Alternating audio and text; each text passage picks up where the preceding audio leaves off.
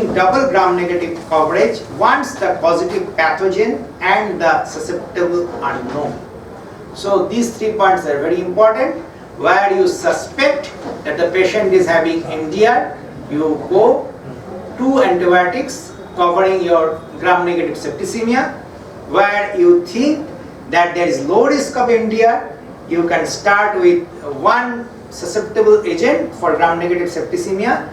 And where you already know the antibiotics, then it is very for the pathogen, then it is very important that you go, even you select your antibiotic according to the pathogen.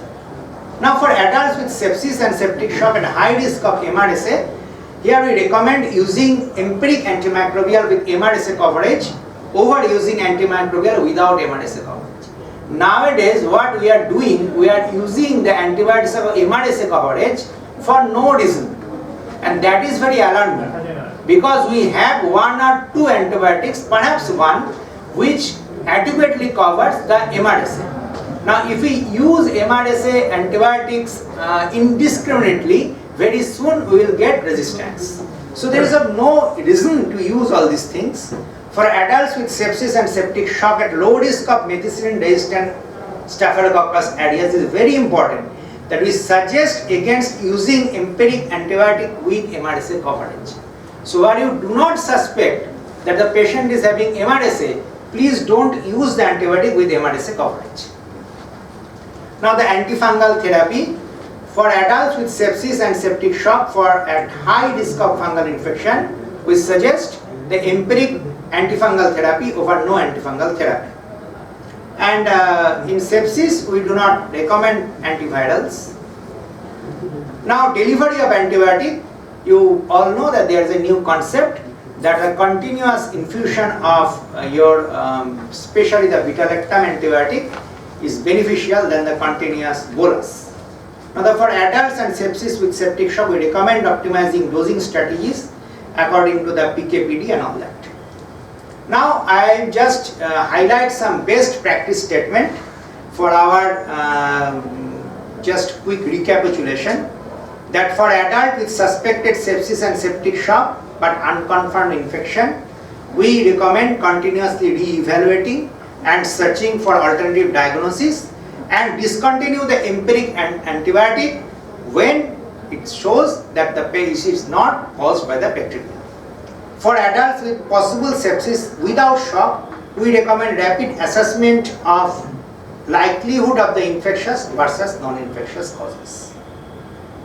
2016 statement said that we recommend empiric broad spectrum and therapy with 1 or more antimicrobial patients presenting with sepsis or septic shock to cover all likely pathogen, which I have already told.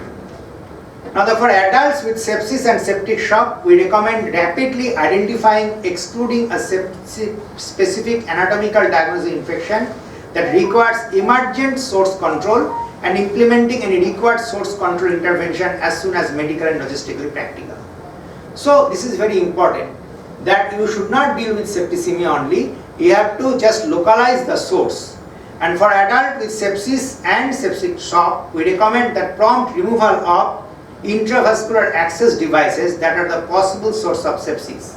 So this is very important.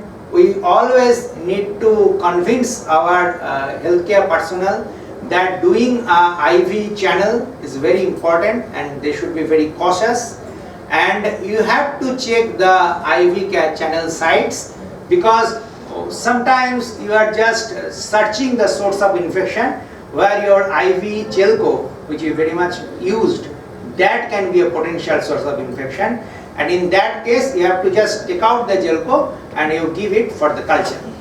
Now for adults and sepsis with septic shock, we recommend discussing goals of care and prognosis with patient and family over no such discussion. This is very important thing for all of us, that you have to discuss your goal and care and prognosis with patient and your family. If not with the patient, but your family. You should clearly make them understand. For adults with sepsis and septic shock, we recommend that the principles of palliative care must be integrated into the treatment plan. When appropriate, it addresses the patient and family symptoms or suffering. For adults with sepsis and septic shock and their family, we recommend the clinical team provide the opportunity to participate in shared decision making in post-ICU and hospital discharge to ensure discharge plan are acceptable and feasible. For adults with sepsis and septic shock, we recommend reconciling medication at both ICU and hospital discharge. For adult survival of severe sepsis and septic shock, we recommend including information about the ICU stay, the sepsis, related diagnosis, treatment and common impairment after sepsis in written and verbal hospital discharge summary. So when you are discharging a patient with sepsis, you need to write all these things in your discharge. For adult with sepsis and septic shock who develop new impairment, we recommend hospital discharge plan include follow-up with the clinician and support and manage the new and long-term sequelae. For adult survivor of sepsis and septic shock, we recommend assessment and follow-up of physical, cognitive and emotional problem after hospital discharge.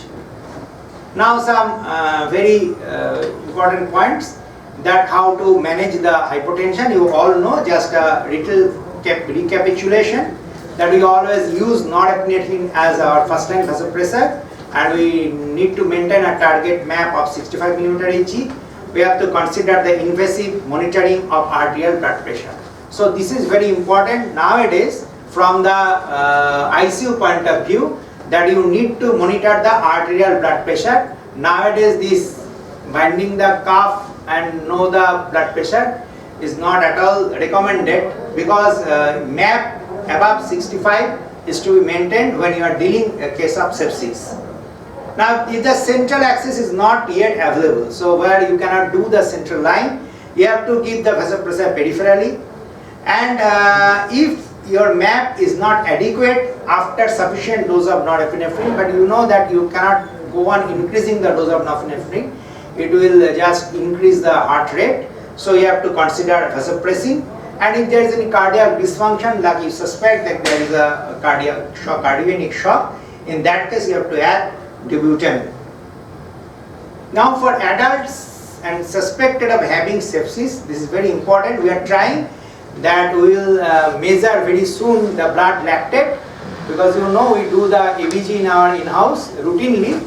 So in that particular kit, if you have a lactate, then you can have, with the EVG doing, you can have the lactate value, and very soon within few minutes you will have the impression that whether the patient is having sepsis.